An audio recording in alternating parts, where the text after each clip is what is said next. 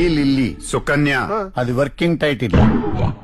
Original గా తిరునాళ్లలో tyre బళ్ల మీద belly dance చేసేది. ఇంటర్ చదువుతున్న తుంటర కుర్రాడు ఎవరో హీరోయిన్ లా ఉన్నామనేసరికి చెన్నై ఎక్స్ప్రెస్ ఎక్కి అక్కడ బిగ్ షాట్స్ కి బాగా దగ్గరయ్యి వాళ్ళు ఎంజాయ్ చేశారు తప్ప ఎంకరేజ్ చేయలేదు. ఆ ఫ్రస్ట్రేషన్ లో సి గ్రేడ్ ఫిల్మ్స్ కూడా ఫిల్మ్సే కదా అని అందులో దుమ్ము వేసింది. మెయిన్ స్టార్ అవ్వకపోయినా వ్యాంప్ స్టార్ అయింది.